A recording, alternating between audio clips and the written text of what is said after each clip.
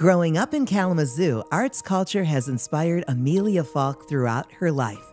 Her home is also connected to Kalamazoo's history and is a piece of art itself. Let's check it out. Well, today I'm talking with Amelia Falk, who's the co-chair of the jewelry department at the Kalamazoo Institute of Art. She's a jewelry lady. She does photography. What doesn't she do? So thank you so much for talking with me here today, Amelia. Oh, thank you. Hey, listen, I want to talk about your house first. Okay, we have to talk about your house because it's a little piece of art. Tell me about it. Well, my house was designed and built in 1973 by Norm Carver, who was a student of Frank Lloyd Wright's. He and my parents sat down and got together, decided what they wanted for a house. And interestingly enough, Norm's idea for my house came from a grain silo. That's wild. Yeah, if you look at it from straight up, it looks like a giant X. And then when you walk in, it's all, well, you can see behind me, redwood paneling. And my mother kind of leaned over his shoulder and said, "Hey, you're not going to make my kitchen that small." So if you know Frank Lloyd Wright homes and Norm Carver homes, they tend to have really small kitchens. Right. This one does not. It has a kitchen that my parents used to throw a lot of parties, and so they set it up so you could do it banquet style through the kitchen. How wonderful. And I happened to get to know Norm down when I had a gallery space with a local painter down on the Kalamazoo Mall. And Norm happened to be our next door neighbor. So I walked in one day and said, "Hi, Norm, I'm Amelia. You designed my parents' house." And he looked at me kind of grumpily and said, "You look like a Falk." That guy has an eye, right? Oh, yeah, absolutely. Absolutely. Tell me a little bit about what you do at the Kalamazoo Institute of Arts. It sounds like such an interesting job. So I am the co-chair for the jewelry department, which means that I'm kind of the one on the ground, but I do a lot of the general managerial things like cleaning and repairing equipment, helping students that are down there. And then I also teach in the photo department. So I'm kind of running all over the place. You get to know everyone, and I like the kind of intimate setting that we have down there because the students do feel really comfortable and close with the instructors. And you were also described as a meticulous and creative artist. How meticulous do you have to be if you're doing art or photography? I question whether I should call myself a photographer or an installation artist, because I have this tendency to put these super elaborate photo shoots together, and I make the costumes a lot of times from pins, like literally with safety pins. So their whole costume will be something like a piece of fabric that I wrapped around them. And then I do these, they're all based on kind of gods and goddesses and, heroes and heroines, that kind of thing. And so I do this kind of very elaborate, lots of fabric, lots of different types of props and things. And then I will go in and add smoke or atmosphere in some way, create wind that wasn't there. And so what I say is that I'm putting this installation together and I photograph it to catalog it. And then the installation is over when the photo shoot is over. But I have had many college advisors over the years that have done installation work, and they've always said that would count as an installation. Oh yeah, the amount of time and energy. Where did you learn how to become an artist, if you did learn it? Some of the skills, maybe. Oh, well, I traveled all over. I hate to admit it, but I am the consummate artist in the fact that I wandered a bit in college. I started at Kalamazoo Valley, but then I wound up at the Fashion Institute of Technology in New York. I did a few years of study there, and then before coming back to Western to finish up. And then I wound up out in Brisbane, Australia for my graduate degree, and that's in photography with a minor in jewelry design. And so that was, that's where I learned.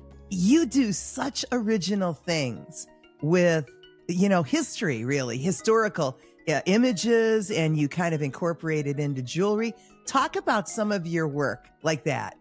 My jewelry work is based really on 3 principles. And so the first one is the gods and goddesses. I love all of my mythology. And I was brought up, I lived in India when I was a kid, so my mother taught Indian religion. And so I really loved the idea of being empowered. In the 70s, we didn't have a lot of those kind of images around. And so I would read these great comic books from India that explained all of their history and all of their mythology and things like that. And so that was all really inspiring because they had these female goddesses that would, go and beat the bull-headed god and things like that. And so I grew up with those stories. So that was always, that runs kind of throughout all of my work, whether it's photography or jewelry or something else. The second principle is zero waste. In jewelry, we are making these things, we end up having these buckets full of waste products. And my goal is to try to not waste anything and to keep using the metal until it gets smaller and smaller, and finally I melt it down. The third principle is these dyes. And the dyes are historical dyes from the manufacturing industry. They are around 100 years old. These are all from companies that have gone out of business. Some of these warehouses have been sitting empty for years. And I'm talking, some of them have been closed for almost 100 years now. Luckily, a company that I work with down in Arizona has been going through and saving all of these millions of dyes from these production houses that have closed down. If you're a tool and die person at all, have any kind of history, we think of tool and dies as car parts. In the production days, there was a male and female part, and they would stamp those together, and in between there would be a piece of metal that would then get smashed in and make this stamped raised relief. And so now, in order to keep the cost down, he will take the male part, which is the hub, and he uses a 300-ton drop hammer to drive that hardened piece of steel down into a softer piece. And then I get that piece of steel in the male, and I use a 20-ton hydraulic press myself to push my bronze, brass, copper, silver down in to make that impression. This is always the most fun part. I think I have enough gas left.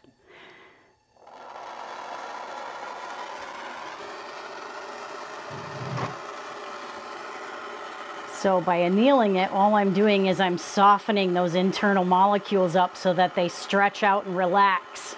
It's like they take a gasp of air. And I just need to get this to a dull red.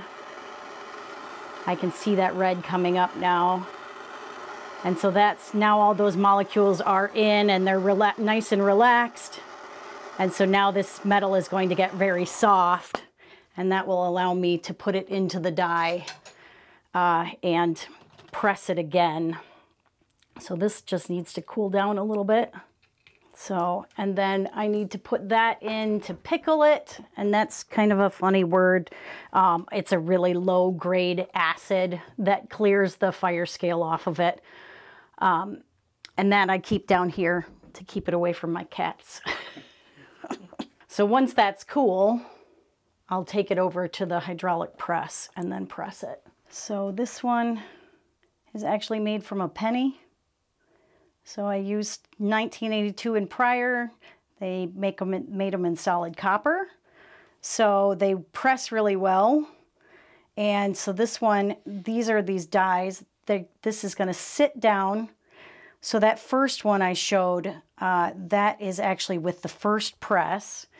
And I use something like this piece of beat up urethane, and I would put it in here and do the first press with that.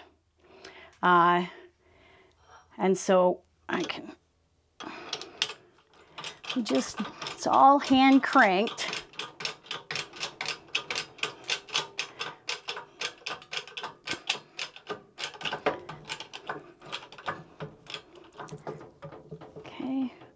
So I watch this little gauge here to make sure that I'm not giving it too much pressure. And these are not the same kind of hydraulic presses that you see in all the YouTube videos. This is made for jewelry making, not for squishing crayons. Sometimes this happens where it splits off and cuts through a little bit, but most of the time comes out, and I will continue to press with some either pewter or aluminum, anything that gives it some. I've even pressed these with paper, sometimes with paper towel that's sitting around just to get any of the details, because the main issue with these is if you look closely, you can see that her nose is still pretty smashed in. It's pretty flat. So I'm going to stick this down into where I see where the nose pattern is. And I'm going to give it a little bit of help. And if you pop that back up again, you can start to see that the nose is going to become more bulbous the way that it's supposed to look. And so I have to do that at the very end to pop the noses out and pop the lips out.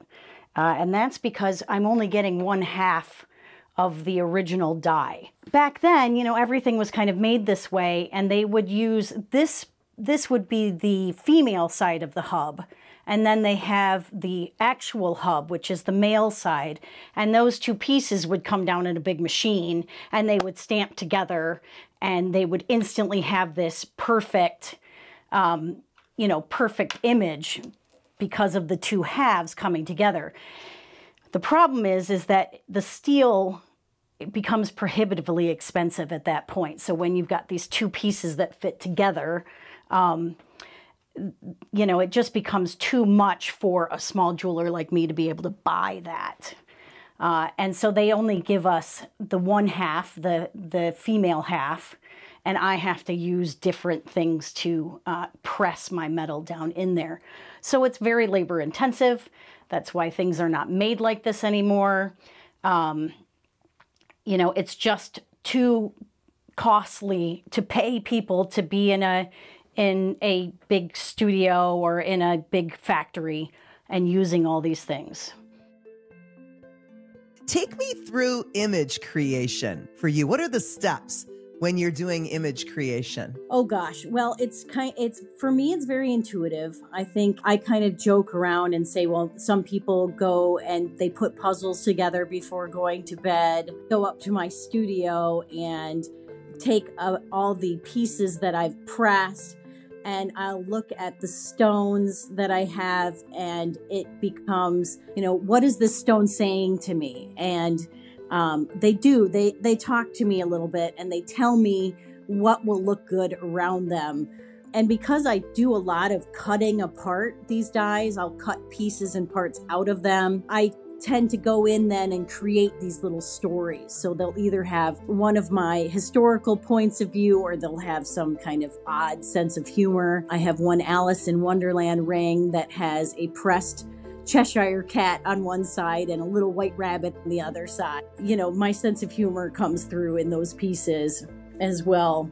So the whole creation process is very free form. It's very flowing. Just looking at things, I kind of piece them all together and make them into something that's really mine.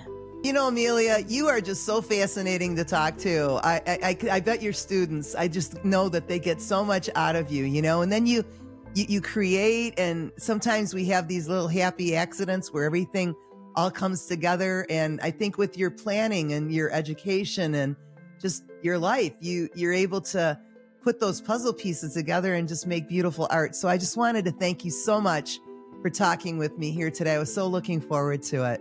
Oh, thank you so much. I really appreciate it.